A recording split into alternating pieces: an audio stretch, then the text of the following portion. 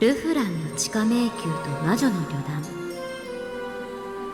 Alright, this is Hitakiri Kurtai, and welcome to Labyrinth of Refrain, Coven of Dusk.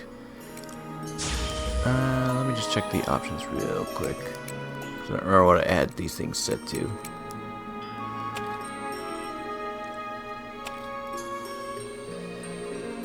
Should be fine. Okay.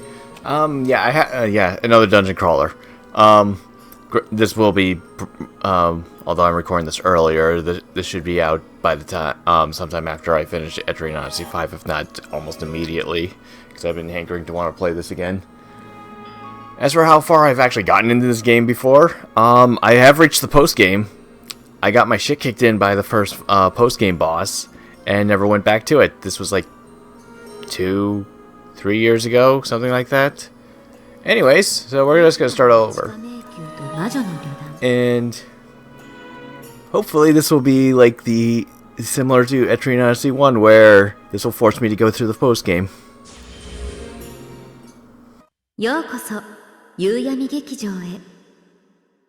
これより始まりますは、奇想天外、摩訶不思議、奇怪な書物を中心に繰り広げられる奇妙な冒険譚。そこにあるのは幸福か不幸か、生か死か。それはその目でご覧あれ。では皆様、何卒最後までお付き合いくださいますよう。それでは始まり。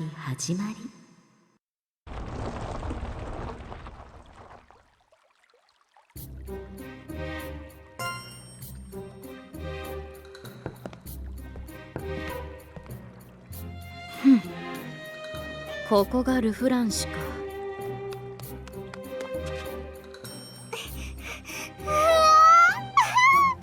てください、ドロニア様。カニさんです。カニさんがい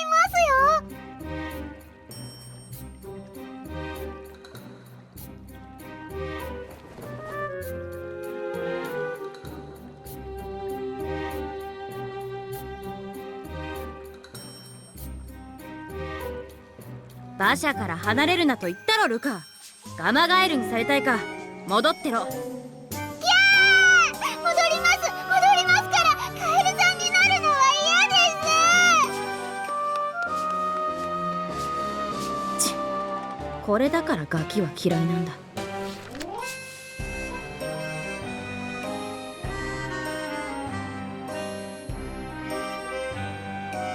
また本依頼とは別に伝えるべき重要な事柄あり、町に着き次第必ず来邸されたしか。辺境の田舎領主の分際で私に指示を出すとはな。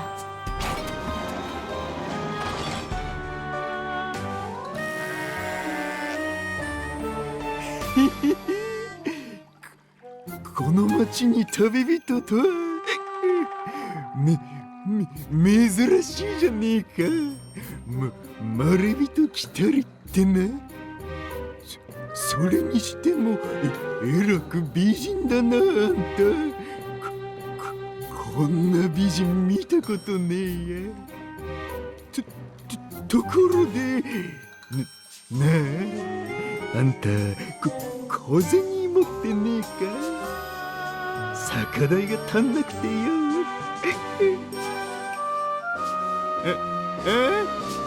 あんた足が悪いのかい？ええ、まあ。なんならこのぬったまったさんがあんたをおぶって町を隅から隅までじっくりと案内してやってもいいぜ。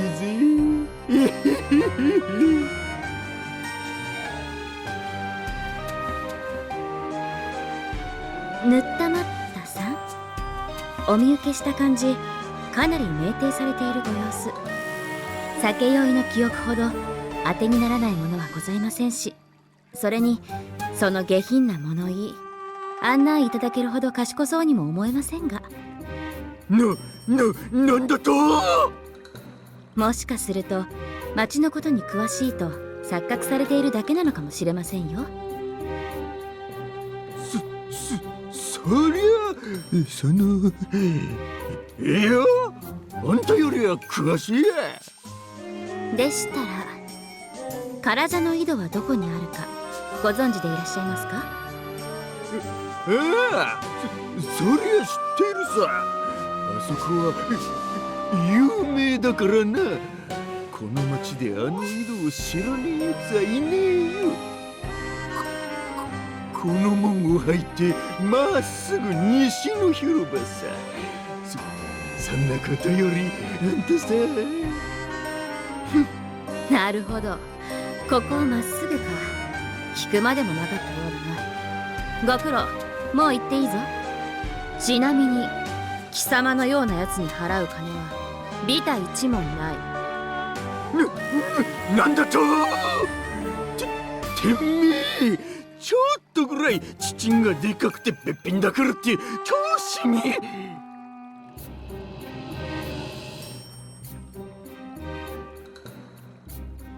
ぬったまった。もう用は済んだ。どこへなりとも行け、クズが。てめえ。お高く止まりやがってしらけちまったよ。あ？やつの置き土産か。だらしのない羊飼いがいたものだ。まあいいか。ルカ、ルカ。何ですかドロニア様、ルカを呼びましたか？しばらくの間この子羊の面倒を見てやれ。羊さんですよ、ドロニア様。飼っていいんですか？飼ってもいいんですか？馬車の中には入れるなよ。それにおとなしくさせておけ。おいで、めいめい。もう名前をつけたのか？ち、あいついつもは優柔不断のくせに。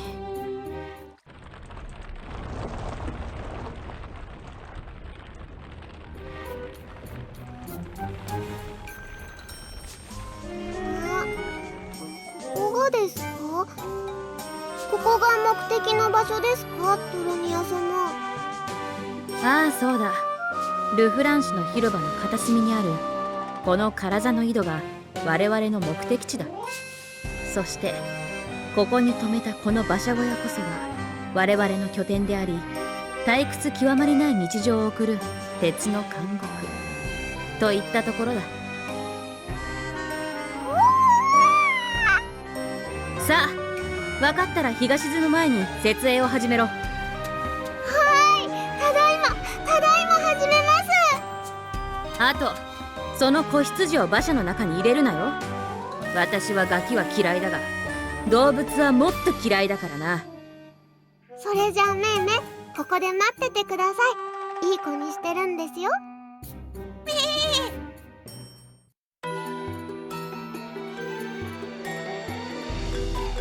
さあ、探索のための準備を始めるぞ。ルカ、養老歴帝を持て。でも漁師様からのお手紙はいいんですか？あ？お手紙には町に着いたらすぐに会いに来るようにって書いていたんですよね。先にお会いした方が良くないですか？知ったようなことを。そんな無駄なことに貴重な時間を割いてなどいられるか。私はもったいぶられるのも回りくどいのも大嫌いだ。ぐだぐだと言っている暇があるなら早く準備を始めろ。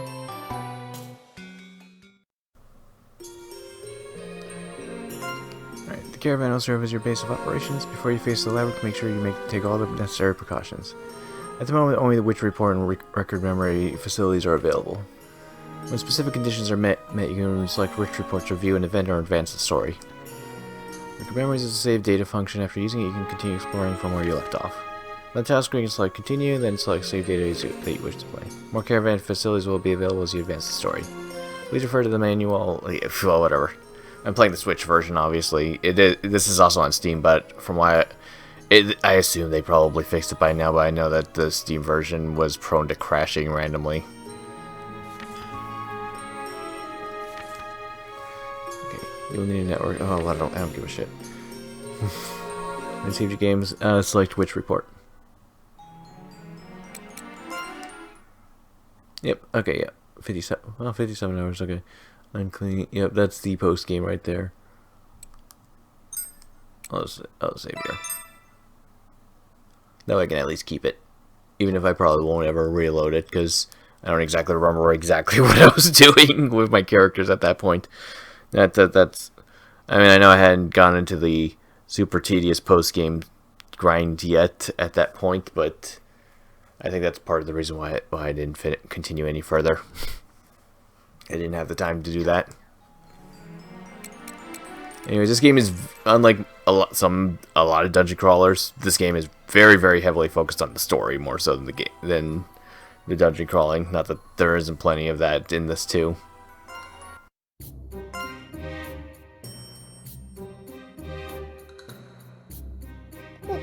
これが井戸ですか？ああ、これが唐座の井戸らしいな。まあ正確には井戸はこのガゼボの中にあるようだが。でも鍵がかかっています。鍵がかかっているので入れません。入れませんよ。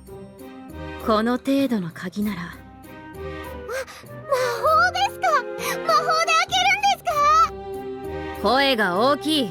黙ってろ。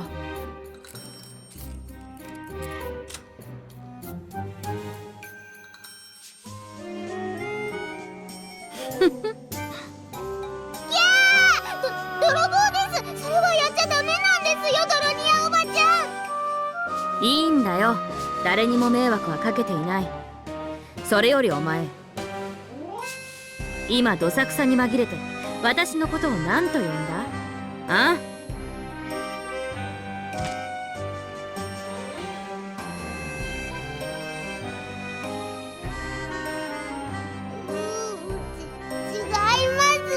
違います。これは違うんです。抗議します。ルカはドロニア様に抗議します。いちいち泣くな。それより中に入るぞ。ようやくご対面だ。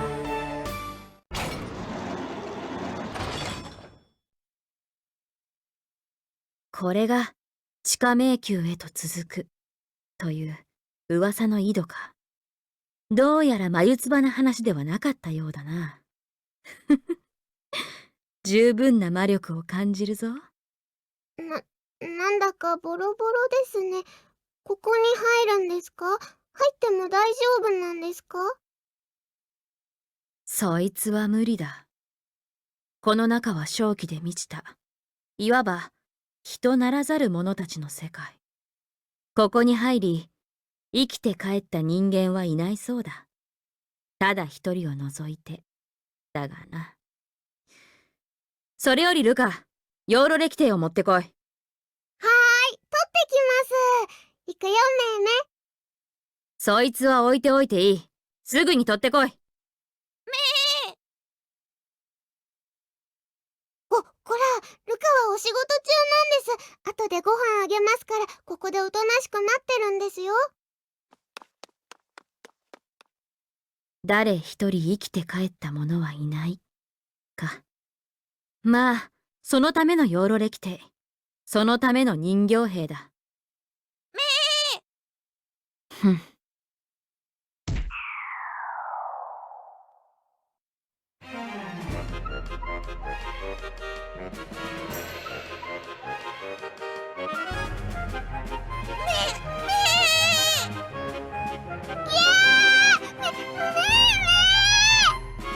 うるさい！静かにしろ！着水音なし。ふん、なるほどね。めいめが死んじゃった。ドロニア様ひどい。ドロニア様は人でなしです。めい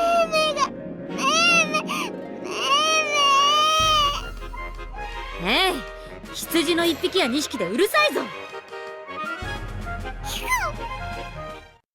おい、養老歴帝は取ってきたな。そいつをこの中に放り込め。この中ですか？やめましょう。やめましょうよ、ドロニア様。レキテイちゃんも死んじゃいますよ。歴帝ちゃん？勝手に変な呼び名をつけるんじゃない。こんな中に放り込んだら何が起きるかわかりませんよ。それに、ルカはなんだか嫌な予感がします。お前の予感が当たるのは、おねしょの予告くらいなものだ。しません。ルカはおねしょなんてしません。おい、養老歴帝をこちらによこせ。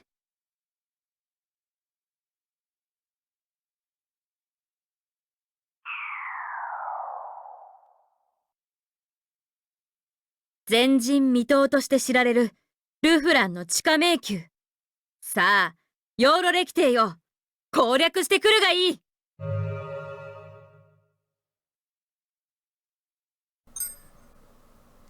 Alright, Dowsing Pendulum. Go forth and explore the labyrinth.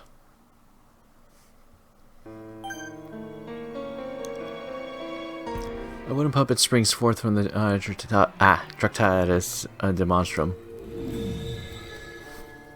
The magical energy of the underground labyrinth transforms the wooden puppets into man-sized soldiers. The Tractatus Demonstrum cannot move, but the puppet soldiers can carry it as they explore the labyrinth. Seems Luca named each cell soldier herself, but don't worry about that right now. Let's keep moving. So yeah, these are our party members for now. We'll get more later. You can return to the caravan from your intuition is telling you to continue exploring.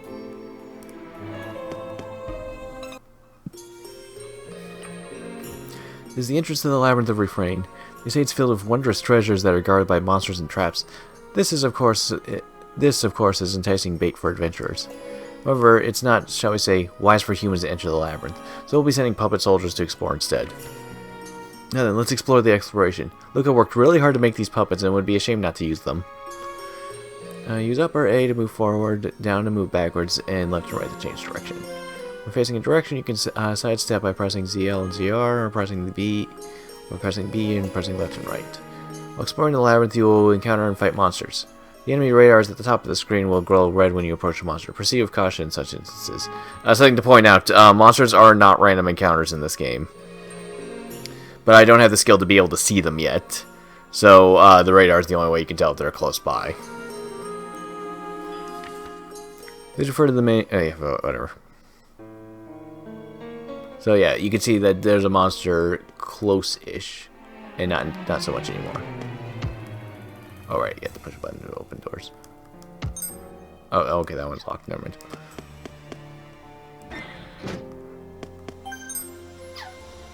Hardcore bomb.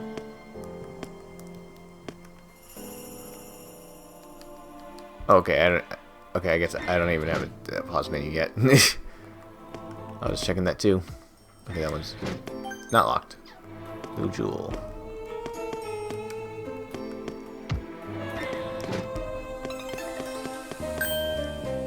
Yep, monster spotted me.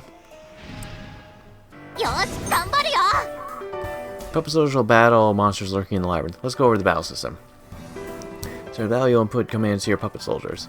Puppet soldiers are assigned units called covens, and you'll issue commands to each coven. Each coven can have up to 3 puppet soldiers as attackers. As you commanded each coven, press X to confirm your commands, and press yes to command combat. Covens you have not commanded will perform normal attacks when you press X to start combat. Reduce all enemies' HP to win. Coven's HP are reduced to 0, you'll be annihilated and sent back with penalties. Donum is crucial for defeating enemies quickly and healing injured allies. Your spells, basically. Donum is similar to magic and... okay, well, I'll explain that. And it's spent by using DP. Wise use of offensive Donum and healing Donum will help you conquer the underground labyrinth. Remember to use the Fortified Coven and escape to avoid worst-case scenarios. Select Fortified Coven to bolster Coven's defense and reduce incoming damage. Select Escape to run away from combat. Pretty straightforward. The more battles you fight, the more familiar you become with the battle system. So yeah, I don't think you don't... oops, okay.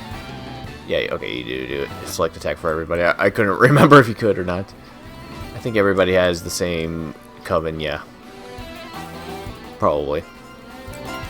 So they all only have instant aid right now.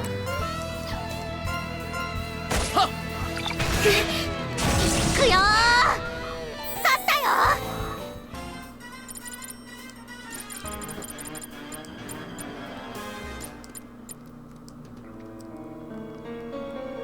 Not being able to go to the menu because one of my characters has a back row weapon, and that mismatch meant that that character should be in the back row because they're going to be doing less damage. The management doesn't seem that thick. Expedition group.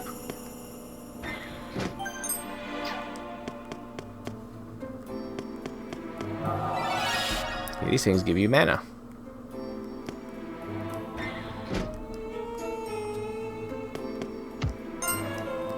These onion creatures are worthless. Expedition group.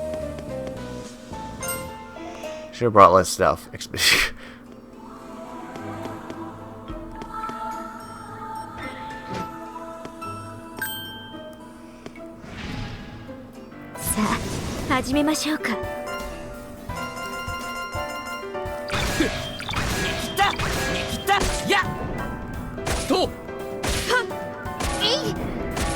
My bell character.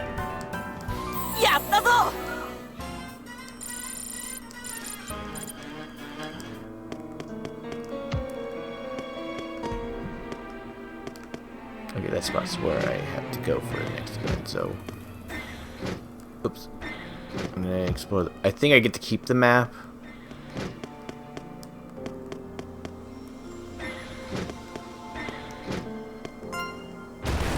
Oh, destroy that. Okay, never mind. There's nothing over here. Figures.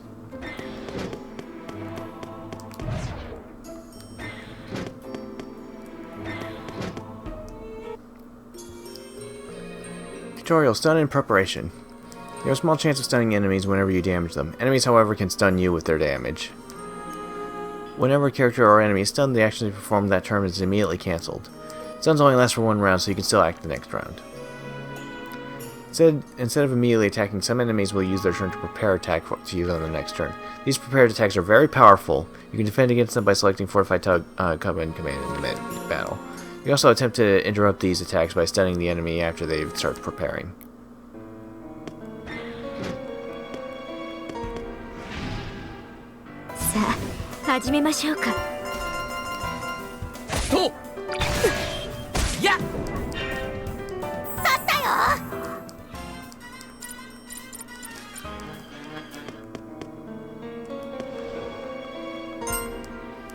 Set up camp here. Expedition group.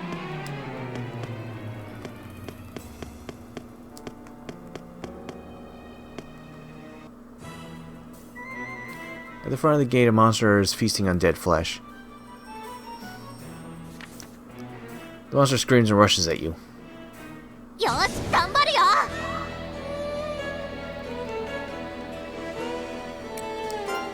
yeah, we don't really have too much money. This is a tank. This is why I wanted to mess around with the formation, because this is not a good formation for this party at all. The tank should actually be over here because of how the mechanic is. I'll explain that actually really quick. So monsters always start attacking starting from here and moving down when they select their targets. When this class, your tank class, can basically their basic thing is that they can jump in front of other party members and take damage for them. As a result, despite what you would normally think of putting your tank here, that would basically just mean that they would just be aiding all the turns anyways. Especially if you have their stats specified for tanking and actually drawing a lot of aggro. Therefore, if you keep them over here, they'll typically jump in front of these four, assuming they get targeted and everything.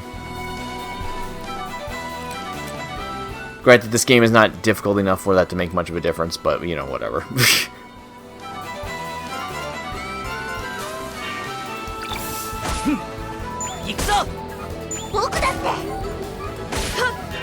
And that, yep, enemy got stunned. Oh, shit.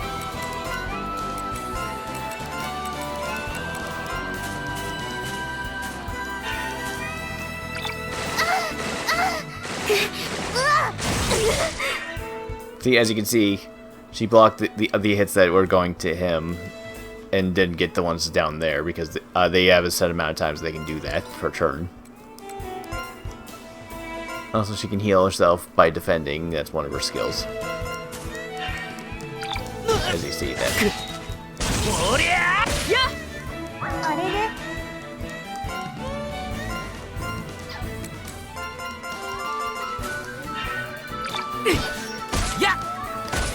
Of course, he got hit anyways.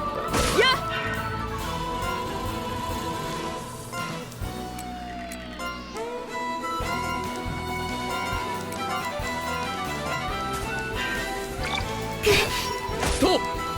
はいしっかりなさいそりゃ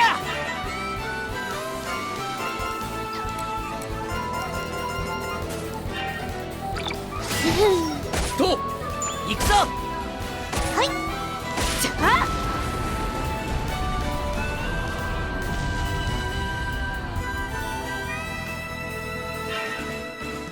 勝ちましたよよし強くなった今日も強くなりました修行の成果だ。わやだ、また大きくなっちゃった。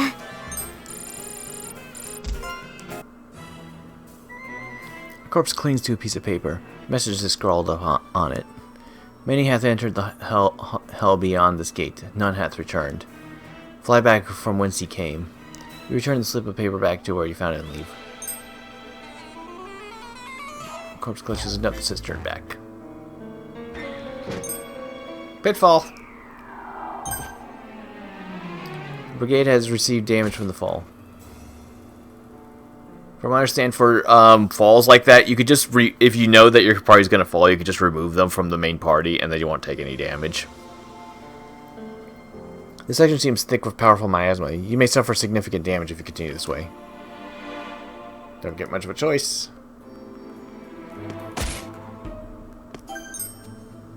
Rustic, which brigade led by the Chaka's demonstrum has fallen?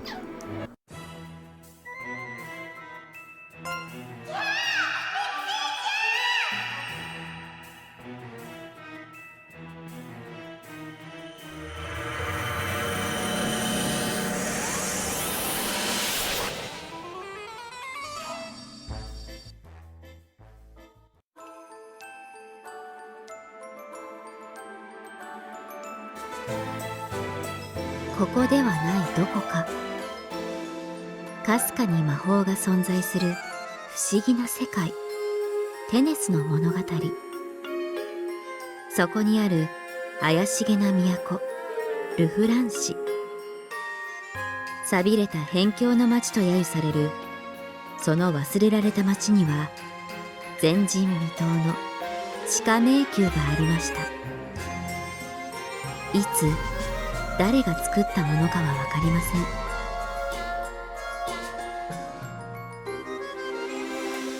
世界を滑る財宝があるとも、不死の秘宝があるとも、世界を滅ぼす魔王が眠っているとも伝えられますが、その真偽は何一つわかりません。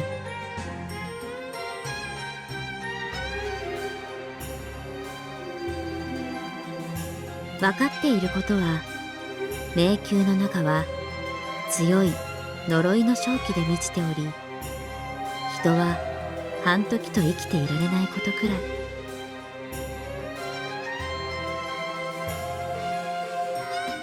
しかし、ある時そこに一人の魔女がやってきて、迷宮の探索に名乗りを上げます。魔女の名は夕闇の魔女ドロニア。町の人々がいぶかしむ中、その魔女の手には迷宮探索唯一の生き残りと言われる男が残した伝説の書物である魔導書、養老歴帝が握られていたのでした。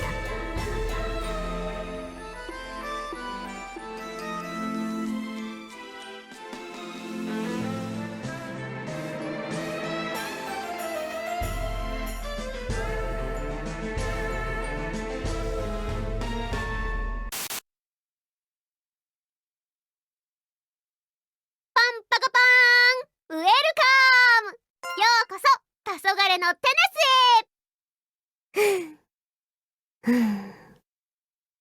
へいや、あれ、もしかしてまだ寝てる？あれ、おかしいな。何か間違えたかな。おーいおーいおーい。お、目覚めたね。ナイス。どうだい？いい夢だったかな？どこの誰とも知れない魂の旅人さん。と言ってもその姿では返事もできないか。まあいいや。それじゃあ早速で悪いんだけど、君に重大発表があります。あと数分で君の魂は無賛しちゃいます。ででーん、衝撃の事実びっくりだよね。私もびっくりだよ。実はね、自分じゃ見えないだろうけど、今の君には実体がないんだよ。でも大丈夫、なんとかなるよ。ノープロブレムだから、とりあえずこの道の先まで行ってもらっていいかな。まあ今の君に選択肢はないんだけどね。さあさあ、時間がないよ。キリキリ行こう。おー。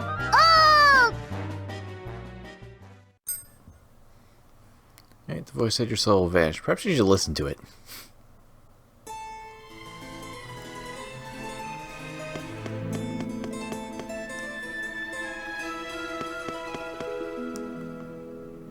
おいおい、そっちじゃないよ。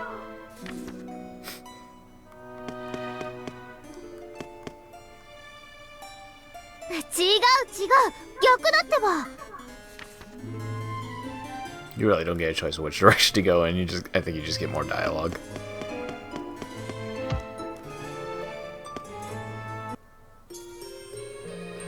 When you explore the labyrinth, you'll sometimes be prompted to perform specific actions. For example, you might be prompted to jump over a gap, or you might be prompted to open a door in front of you. Some prompts involve the use of switches to open doors or activate devices that are blocking your way. If a location requires an action to be performed, the prompt for that action will appear in the center of the screen. Like in this case, jump. If you actually just hold the A button, you just automatically do that shit anyways. ここには残念ながら君の脅威となり得る敵はいないんだ。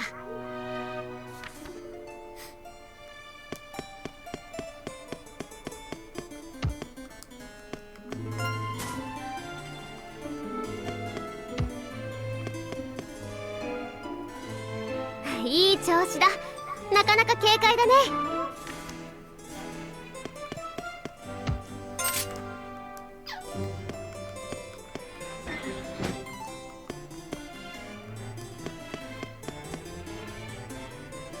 あと少しだよ。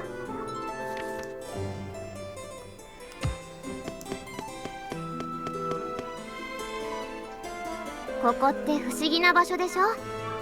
でもここがどこかは言えないな。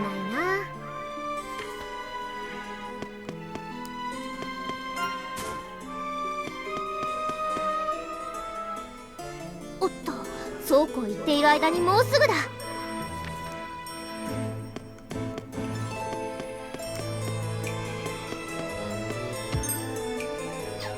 Yeah, I don't know if she was gonna say anything there or not.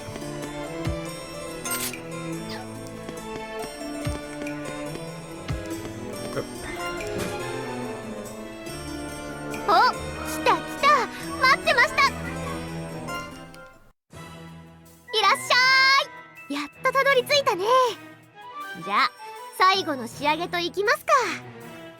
さあ、この本めがけて飛び込むんだ。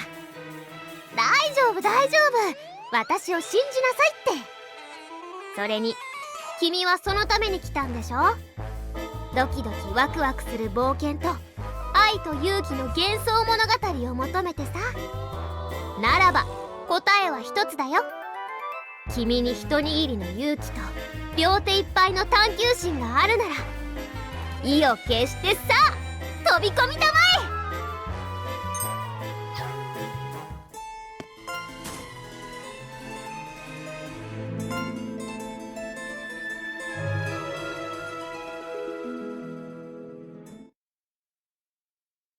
気分はどうだい？君の魂はこの本に入ったんだ。あ、本といってももちろんただの本じゃない。この本はヨーロ歴帝、意味嫌われる呪われた本の名前であり、そして今この瞬間から君自身の名さ。ルフランシュと呼ばれる都の地下深く、そこにある前人未到の地下迷宮、ヨーロ歴帝はその地下迷宮に挑み、ただ一人生きて戻った人物が書いたと言われる本なんだ。なんでもその男は戻ってくるなり7日7晩かけて本を書き上げたらしい。怖いね。まあこれは噂だし真意のほどは定かじゃないんだけど、何せ男はすでに正気を失ってて、書き上げたらそのままぽっくりいっちゃったってんだから、まあ誰も信じないよね。でもその後、一部の酔狂な者たちが本をめぐり血みどろの争いをしたって話さ。ね、もしかして怒ってる？ちょっと君の意思を表明してみせてよ。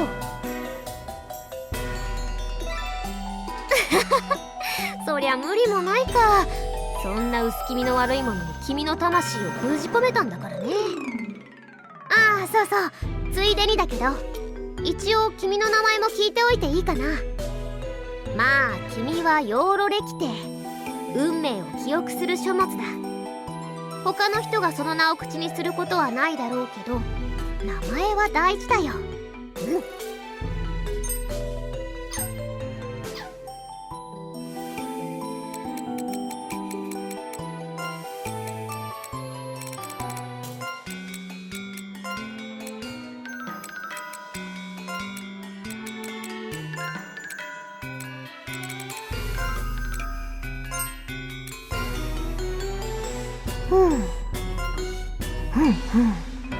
なるほどなるほどなるほど、そうきたか。いや参っちゃうね。大魔女様はつらいね。でもならば、おっと、あっという間に鑑賞時間の限界だ。まあ君は気楽に行ってきなよ。必要なものは現地で手に入れ、現地で学ぶ、賢い旅をするための鉄則さ。では行きたまえ。君の旅に多大なる幸あらんことを。そして魔女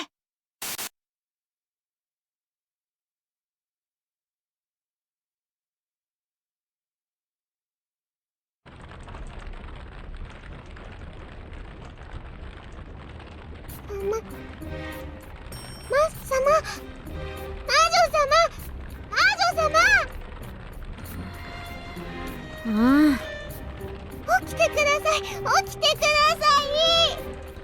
い。うるさい。それに町にいる間は魔女様とは絶対に呼ぶな。辺境では魔女を意味嫌う連中も多い。じゃあなんて呼んだらいいんですか？バーバ様ですか？ああ、そうだな、バーバヤーガ様。いや、やはりドロニア様でいい。そして理解したらもう少し寝かせろ。どうせ町が見えてきたんだろう。グレーベンの町から西へ6日と半日、見えて当然だ。違います違います。ご本が動いているんです。ん？いやー、お目目がついていますよ。おい、落とすなバカ。馬車を止めろ。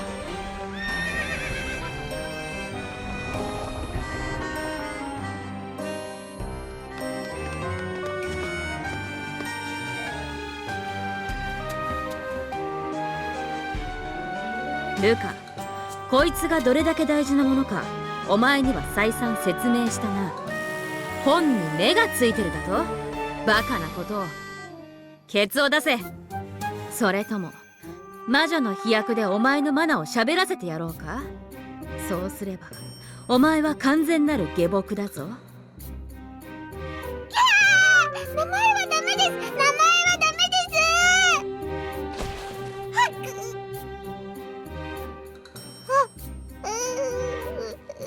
ドロニア様、ドロニア様。泣きわめいても無駄だぞ。違います。やっぱりご本人お目目とお口が。まだ言っているのか。見てください、ほら。これはついてますよね。お目目ついていますよね。だからルカ言ったのに。こいつ出発した時には感じなかったマナの流れ、いやアニマの気配を感じるぞ。どういうことだ。知らぬ間に魂が宿ったとでも言うのか。目と口、いやしかしおいヨーロレキテ、そもそも貴様喋れるのか。喋れはしないか。しかし何らかの意志は表明したぞこいつ。なるほど、人語は理解しているということか。すごいです。この5本言葉がわかるんですね。わかるんですね。ヨーロレキテイだからレキテイちゃんですね。レキテイちゃんです。レキテイちゃん、レキテイちゃん聞こえますか。ルカですよ、ルカですよ。しかしこの私が今の今まで気づかないなどありえるのか。こいつのマナの流れは正常だったはずだとなれば、なぜかはわからんが急にアニマが魂が宿ったとしか考えられん。もしやこいつの。レキテイちゃん、レキテイちゃん、ルカの言うことわかります？わかりますか？ああ、考えてもどうにもならん。こいつに魂が宿り人語を理解するならそれならそれでいい。現実を受け入れ最大限利用するまでだ。たっぷりと働いてもらうぞヨーロレキテ。おいルカ、日が暮れる前には町に着くぞ。いつまでも構ってないで早く馬車を出せ。ド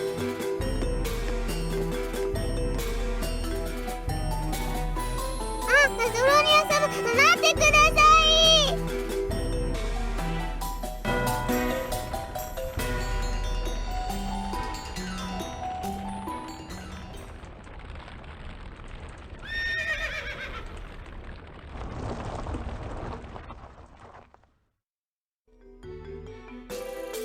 着きましたよ、ドロニア様。到着です。到着しました。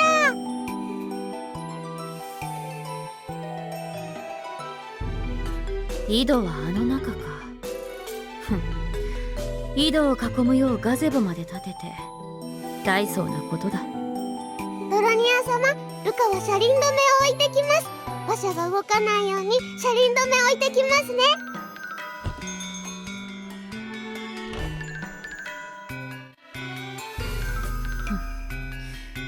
さあ、うるさいのがいなくなったところでヨーロレキテよ、お前が本当に人語を理解しているならばよく聞け。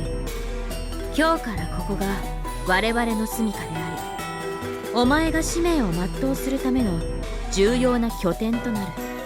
そして私がお前に命じるただ一つの目的、それはこのルフラン市の地下にある迷宮の探索、いや完全攻略だ。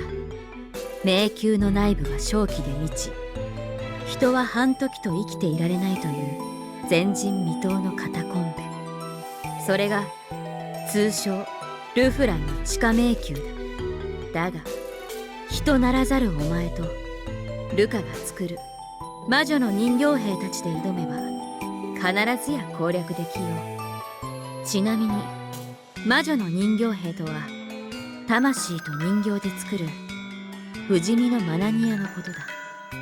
地上では権限、実体化できないが魔法の力の源であるマナが満ちた空間であれば自由に実体化できるはずだ。そしてここの地下にはマナが満ちている。これに関しては魔女の勘ってやつだがな。まあこれ以上くどくどと説明しても仕方あるまい。あとはお前の意志次第となるのだが、この迷宮の攻略お前にできるか？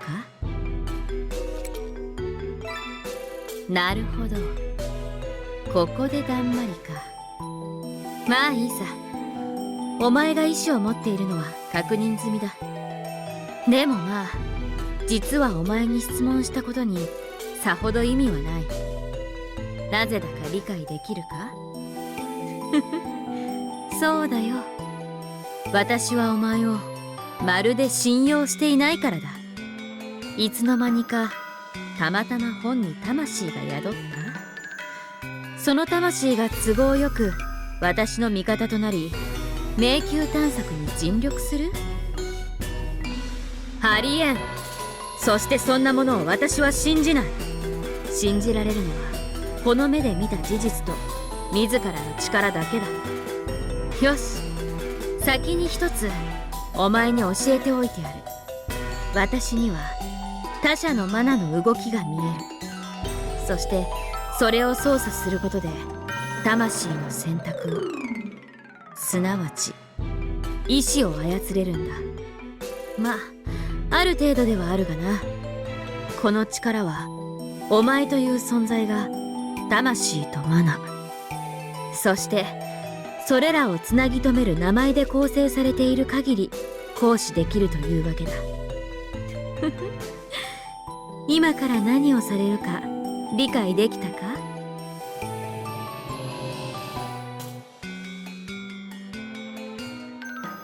ではよく聞け、ヨーロレキテ。夕闇の魔女ドロニアがお前に命じる。私に従い魔女の旅団をもってルフランの地下迷宮を攻略せよ。これは命令であり魂の盟約だ。さすればしるべき約束が果たされた後、お前の魂はこの忌まわしき世界から解放されよう。これでお前はもう逃げられないぞ。だがあとは自由だ。お前の好きにするがいい。破壊欲だろうが収集欲だろうが、地下では欲望のままに暴れるがいい。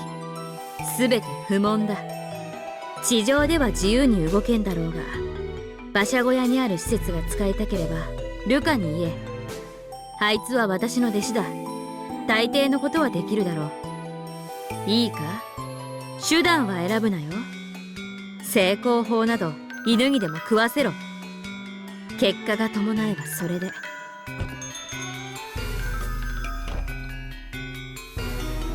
ニア様、馬車の車輪止め置いてきました。バッチリですよ。うるさいのが帰ってきた。それじゃあヨーロレキテ、早速だが準備を始めるとしようか。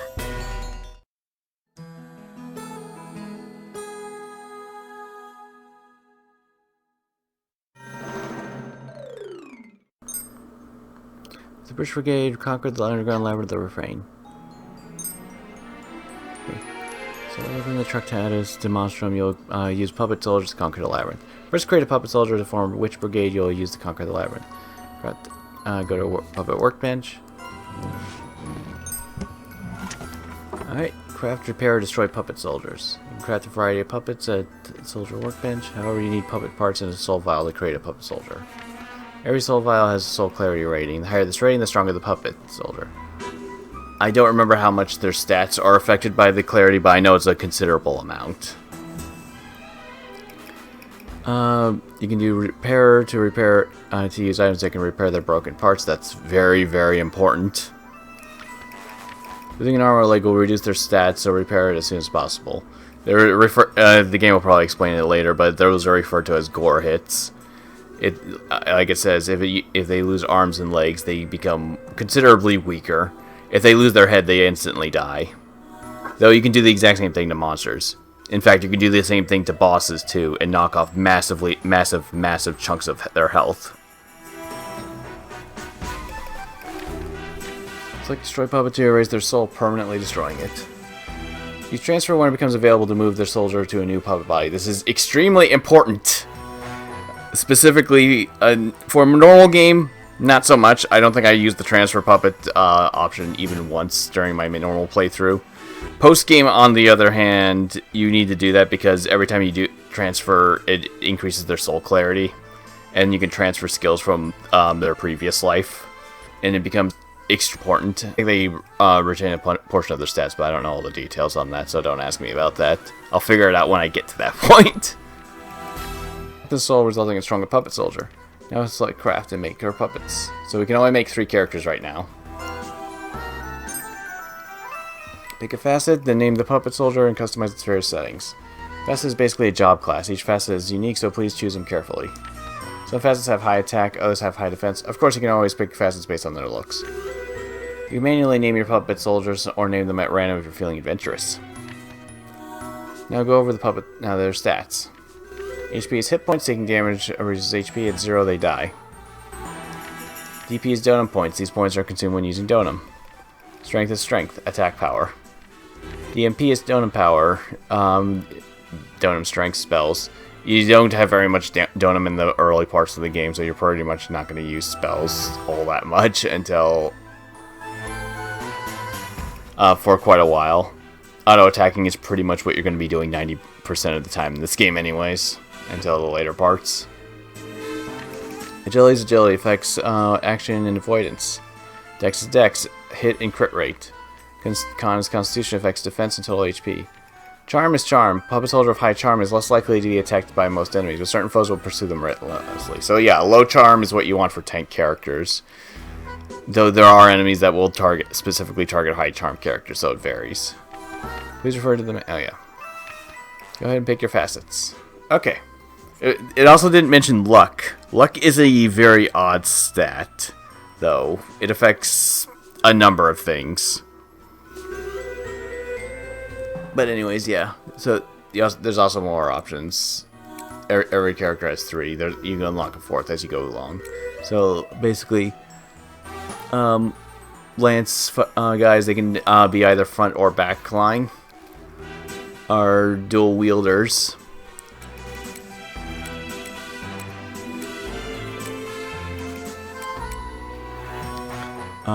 Dancers. Dancers are, at this point in time, theatrical stars are very, very useful because they their attacks affect an entire row of enemies. And early parts of the game are a little dangerous since there's enemies that are very resistant to pierce and slashing that you get pretty early on.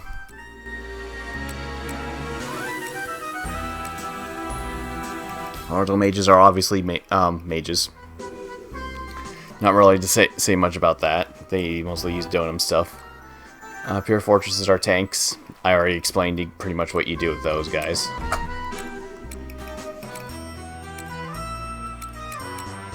Mad Raptors are ranged attack users. They're pretty frail, but they can do a lot of damage from the rear guard. Anyway, so I can only have 3 party members at this point in time, so we'll be going with a tank real quick. This will be Adric.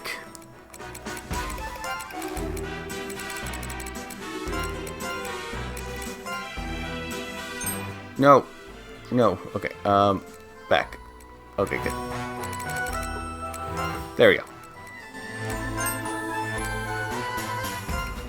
So this is Adric. Oh, by the way, going back to luck stat, since I remembered it, luck is determined by a lot of weird stuff, like your character's name is one of them.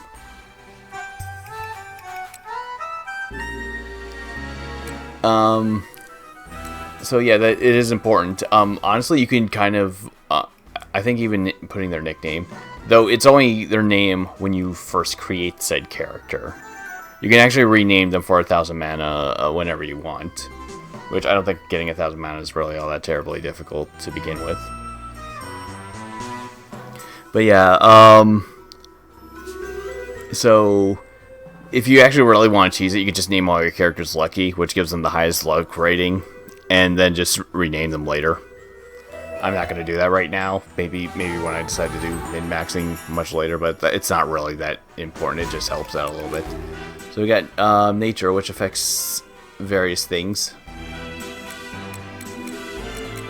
Yeah, as you can see, it affects their damage and stuff, right, with that type of stuff. So what we want is to give them something that gives them low charm and defense. So constitution. So like, it looks like 75 is the lowest, which there's actually a lot of those. Weird.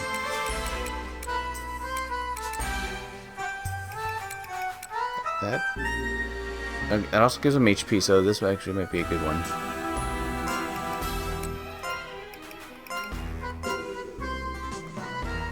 悪いが集中したいんだ。すみません。前髪がチェ美しくね。チェよしはっはっはっみんなまとめて俺が守ってやるよっすみはっへい僕が必ずお守りします。 That's good enough. Okay, stat growth. It affects their stats as they level up, as you can see. Typically, the general just is go sharp. It kind of varies, but typically sharp. You also get unlock double sharp later on. It affects their the stat growth for what their best stats are, but lowers down everything else for that type of stuff. Typically sharp is typically the most useful one. Stance is a bit of a interesting one. More often than not, you want to go standard. Sun, on the other hand, is what you want to set for your tanks, because it increases their HP, defense, and reduces their DMP, and enemies will target you more. Which, you know, what's the problem with that? With the tank, that's basically the perfect thing for them. Moon is offensive, boosts your strength, your damage, your weapon proficiencies by I think 2 ranks, reduces your constitution and luck, and that's kind of the big factors. Your defense sucks. It reduces your luck by 30 points. By the way, the game does not tell you how much luck points you have. You have to kind of calculate that. It just gives you a general gist. Also, it reduces your max HP by 40%. So it makes your characters very fragile, and unless you really know what you're doing, you pretty much don't want to go Moon. Ever.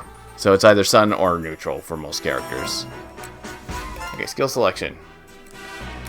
So you have the innate stuff, like, you know, 5% HP whenever he blocks, chance to intercept attack, 15% for each Qatar equip, so he can dual wield.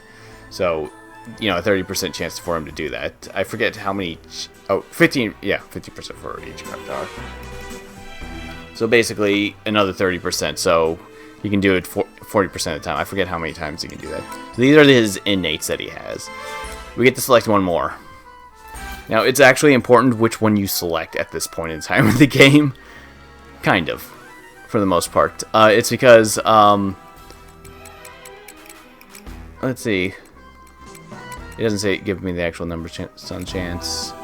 Guard rate 20% when HP is full. Guard rate 10%. I might actually just do that one. Guitar proficiency, stun percent when damaged. Improved con, that's also another good choice. Slash resistance. I might go with that one, because he already has these. The reason why you kind of want to go like usually from 3 or lower, because your character gains one of these skills every 8 levels they gain. Or it's at level 8 and then like 816. I don't know exactly. But the point is, it starts from the top and works its way down. So if I grab Strength Recovery, the next level he'd learn this. If I grab this, he'd learn this, and then goes down. So typically you want to go for the lower ones at start, unless there's something up there that you really badly want. So I'm going to probably go for Unbreakable for more that. Lucky number. For the most part, this doesn't matter. Kind of. There are some covens and such, which are your formations, that will rely on what numbers you pick, and that's kind of the most important one. Because there's a specific one you get in the post-game that increases all experience points gained by 666%. But only characters with even-numbered lucky numbers can equip it. So, in other words, make all your characters have an even number. It doesn't matter what the number is. Just make sure it's even. Otherwise, shit's gonna really suck when if you get to the post game. I mean, if you're not good. Once again, this is a post game thing, so if you don't want to do the post game, which the post game is considerably harder than the main game, you should be fine. And then there's flavor text, which you can just add a bunch of stuff, but that would take me for fucking ever to actually write, so I'm just going to ignore that for now. I think you can change it later, anyways, if I really want to do that. はじめまして。お供しましょう、マスター。 Okay, Adric is born. Okay, so since I went through that explanation, I can just go on to the next characters. I don't need a spellcaster at this point in time, even though Rhiannon's this will be Rhiannon, obviously. Even though her weapon would be pretty decent at this point in time in the game. So we'll go with an Astronite for more yeah, let's do Astronite because I can. For now, we'll go with that one, and this one will be Reika.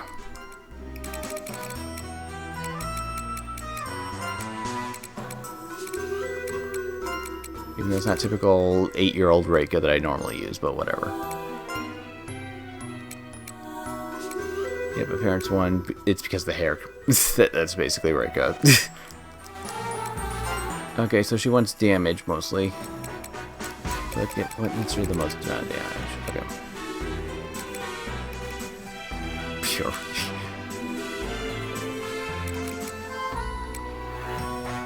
Shoot. I would imagine agility and attack would probably be the best things for her.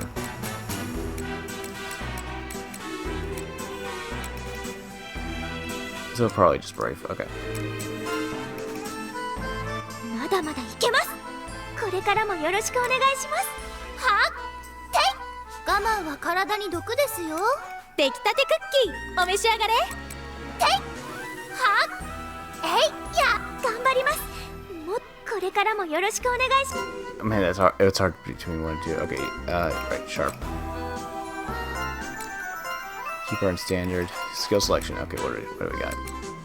Critical rate, survival of damage. I mean, this is like one of those cases where you eventually transfer everybody so they can get that. That type of thing.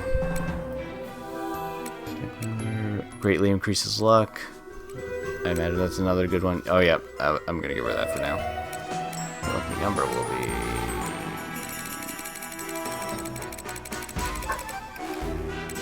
there. はじめまして。よろしくお願いします。 And lastly, we're gonna go with one of these because they'll be useful this early in the game. Whoop. Okay. This will be Alana.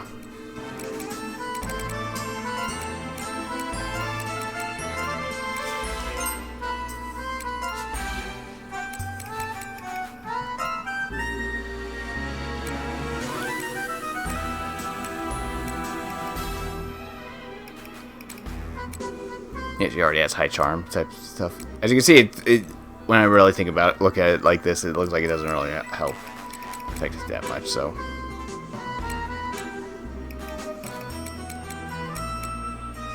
that should be fine.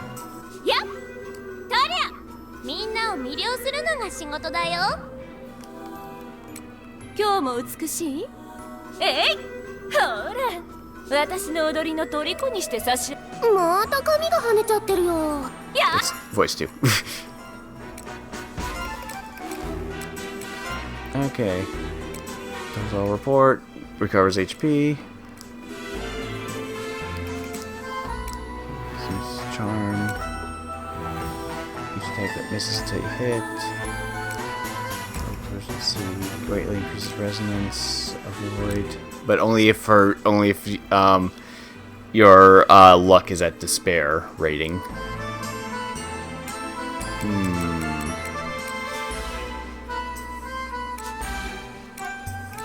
Let me get rid of that.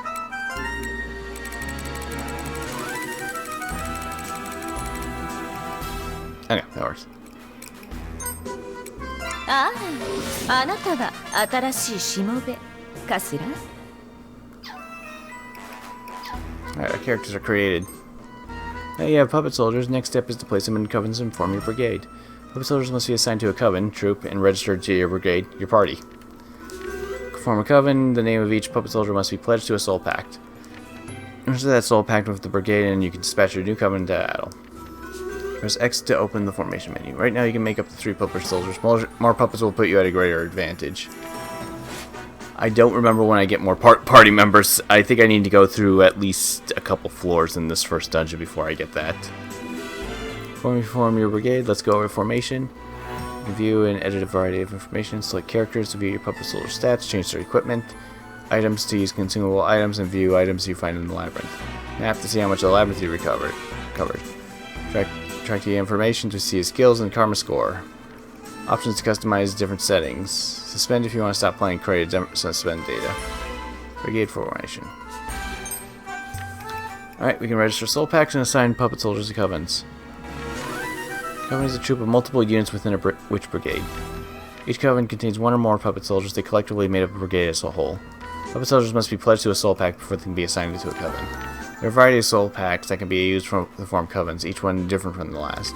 Some packs provide special bonuses. Puppet soldiers are allowed them to use powerful donum.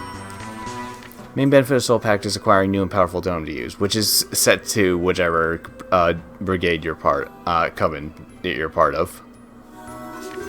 Donum that the puppet soldier can use depends on the specific coven and soul pack they are part of.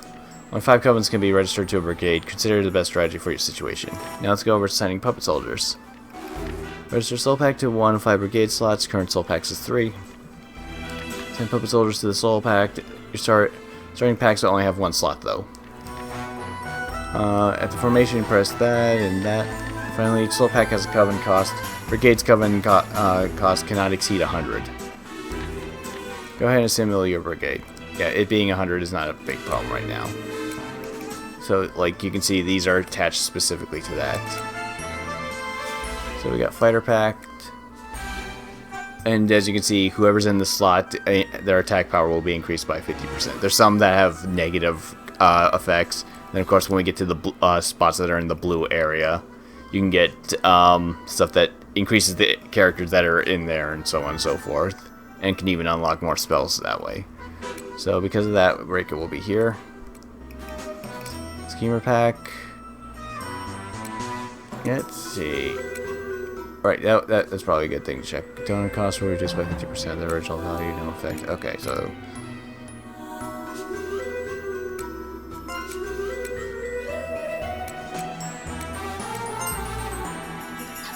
yeah. Oh, right. Okay. We'll put the schemer pack here. No, we'll put the healer pack here.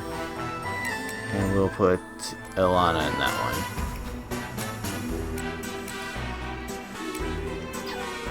one. And third pack will be Adric.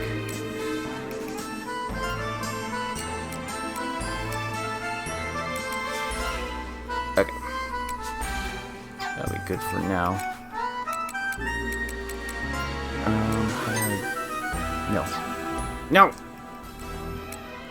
Okay. At least it keeps her there. So puppets, remove coven, menu, replace, return. Oh, here we go.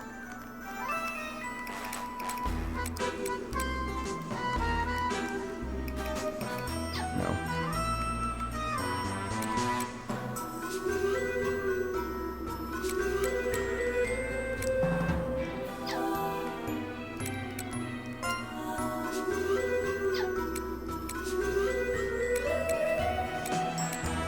Damn it, I'm trying to figure out how to do Vanguard, rear. I feel like I'm missing something. Because I'm trying to get her to go into the back row because she's a back row character. Technically, Adric's a back row character too, but, you know, whatever. It's really that doesn't matter. It does matter with her, though.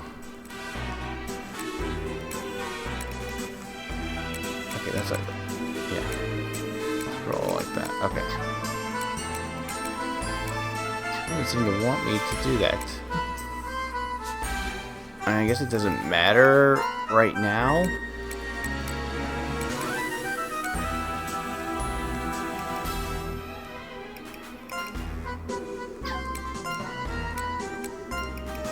Yes, I know.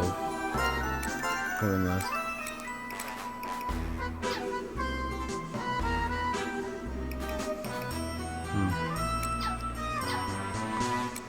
Oh, okay, I can't even check characters. Okay. Oh, well, I'm thinking about that. View status. So, yeah, Reika's luck is mediocre, as you can see. That means it falls within a certain range. Oh, God. Her luck is the... God, Alana must be a really unlucky name if hers is at despair already. That's bad. That means that she has a high chance of actually getting hit with critical attacks and stuff. It meant that, God, if I gave her that one skill that increased that, could have been nice. Oh, God, Adric is also despair... What the hell? I mean, that kind of makes sense for well, whatever. Let's